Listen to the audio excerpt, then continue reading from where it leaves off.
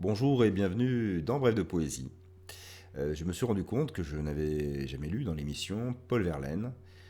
C'est une aberration que, bien sûr, je vais réparer cela de suite. Et donc le texte que je vais lire aujourd'hui s'intitule Main et est tiré du recueil Parallèlement.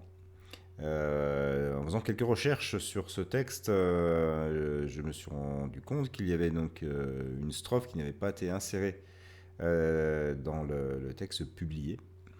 Et donc, voilà, d'ailleurs, c'est le manuscrit, un manuscrit original de Paul Verlaine qui fait l'objet de l'illustration de la vidéo. Donc, j'ai inséré cette strophe pour la lecture. Voilà.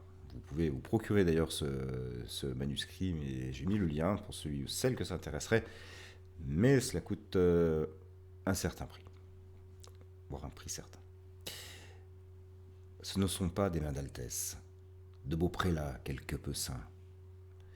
Pourtant une délicatesse y laisse son galbe succinct. Ce ne sont pas des mains d'artistes, de poètes proprement dit, mais quelque chose comme triste, en fait comme un groupe en petit. Car les mains ont leur caractère, c'est tout un monde en mouvement, où le pouce et l'auriculaire donnent l'épaule de l'aimant. Les météores de la tête, comme les tempêtes du cœur, tout s'y répète et s'y reflète, par un don logique et vainqueur. Ce ne sont pas non plus les palmes d'un rural ou d'un faubourien. Encore leurs grandes lignes calmes disent travail qui ne doit rien. Elles sont maigres, longues, grises, phalanges larges, ongles carrés. Telles en ont aux vitraux d'église les saints sous le rinceau doré. Ou tels quelques vieux militaires, des habitués des combats, se rappellent leur longue guerre qu'ils narrent entre haut et bas.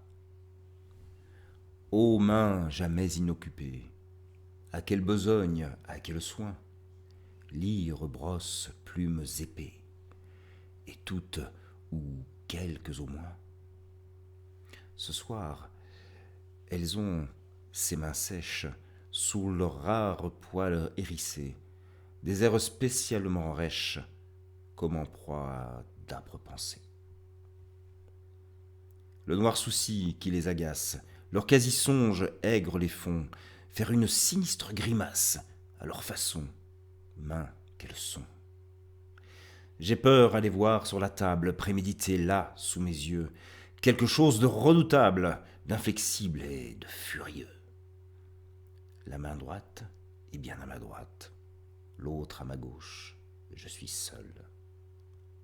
Les linges dans la chambre étroite prennent des aspects de linceul. Dehors le vent hurle sans trêve, le soir descend insidieux. Ah, si ce sont des mains de rêve, tant mieux, ou tant pis, ou tant mieux. Voilà, très beau poème de Paul Verlaine. Et voilà, je vous souhaite de passer une très belle journée, une très belle soirée en poésie. Et j'espère vous retrouver très bientôt. Je vous remercie encore pour votre fidélité et votre écoute.